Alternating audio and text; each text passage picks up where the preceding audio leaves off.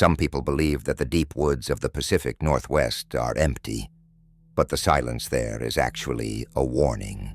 I spent a decade patrolling those forests, thinking I knew every sound they could make, until I met something that didn't just steal a man's voice. It stole his entire life. Story 1. The Hollow Echo of the Hoh River. I was stationed near the Hoh River in 2014, a place where the silence is so heavy, it rings in your ears. My partner Elias had gone ahead to check a remote trail camera that had been triggered multiple times by something the software couldn't identify. Just blurry, pale shapes, moving at a speed that looked like a glitch in the frame. Elias was a veteran, the kind of guy who could track a cougar over bare rock, but when his voice crackled over the radio that evening, he sounded like a terrified child. "Mason, I'm at the camera site," he whispered, though the static nearly drowned him out. "There's a deer here. At least I think it's a deer. It's been standing perfectly still for 20 minutes, just staring at me. It hasn't blinked, Mason. It hasn't even breathed." I told him to stay put and started toward his coordinates, but as I rounded the final bend, I saw Elias's flashlight lying in the mud, still on. The beam was hitting a pair of boots, Elias's boots, standing right next to the light. But the boots were empty, and the deer was nowhere to be seen. If Elias had vanished into thin air, then whose voice was currently singing a Navajo lullaby from the top of the canopy 70 feet above my head? The singing stopped the moment I looked up. In the PNW, the canopy is a labyrinth of moss and ancient branches, so thick that even a high-powered SAR flashlight can't pierce through to the top. I stood there, frozen, the empty boots at my feet, feeling like a grim omen. "Elias," I called out, my voice cracking. There was no response for a long minute, just the sound of water dripping from the cedar boughs. Then, a heavy thud hit the ground behind me. Not the sound of a person falling, but the wet, meaty sound of something being dropped. I spun around, my light catching a heap of pale, matted fur. It was the deer Elias had mentioned. It lay in a heap, its neck twisted at an impossible angle. But as I watched, the skin began to ripple. It looked like a bag of snakes was moving under the hide. The deer's mouth opened, stretching wider than any herbivore's jaw should. And out came Elias's voice, clear as a bell. "I'm fine, Mason. Just got turned around, chasing a deer." The creature began to stand. It didn't rise like an animal. It levered itself up in segments, the front legs folding backward, while the spine elongated with a series of sickening pops. The fur seemed to melt away, revealing skin that was the color of a drowned man, pallid, gray, and slick.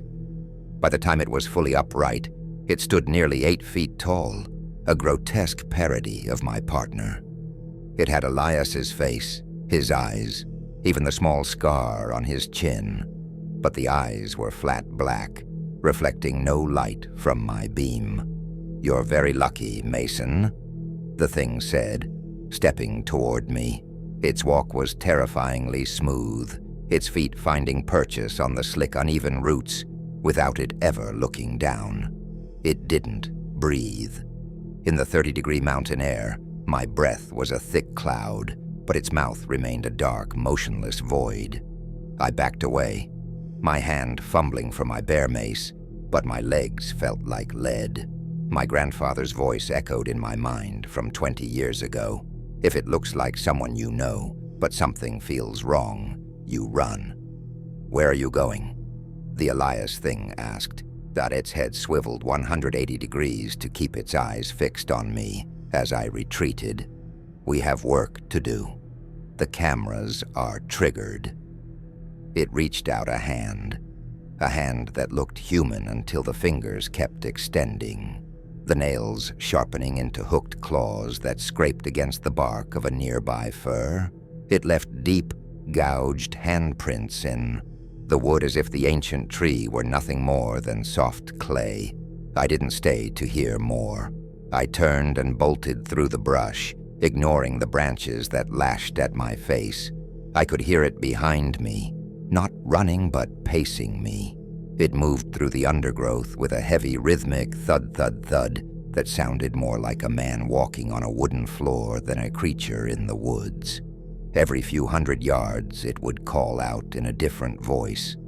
First, it was Elias. Then, it was my ex-wife. Finally, it was the voice of my grandfather, the one who had died 3 years prior. "Mason, stop running," the grandfather voice commanded, sounding disappointed. "You're drawing them to us. They're drawn to fear."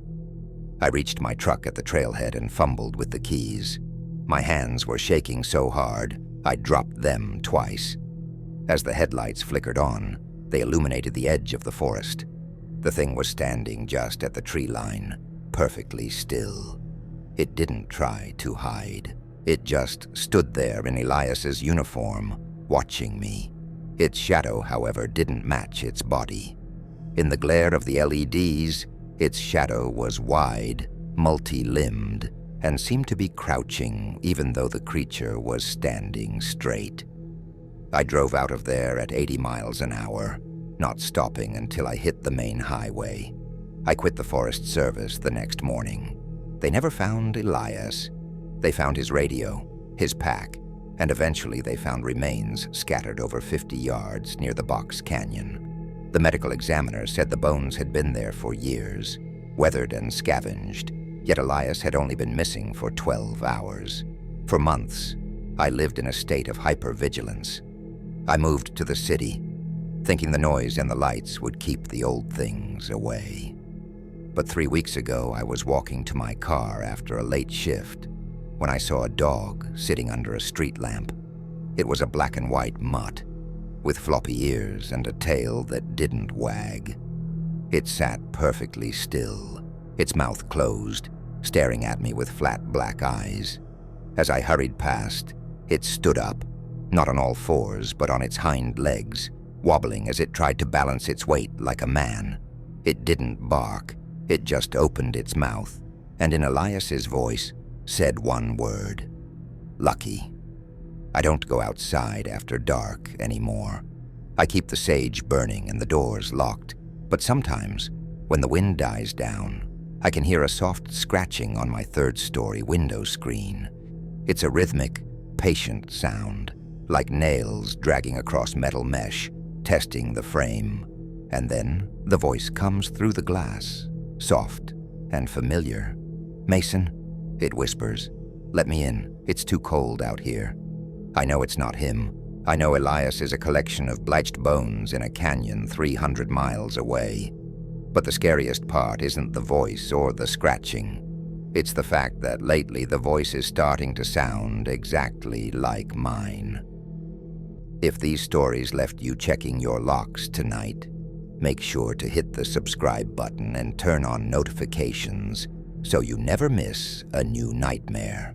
For more bone-chilling encounters that defy explanation, click the next video on your screen right now.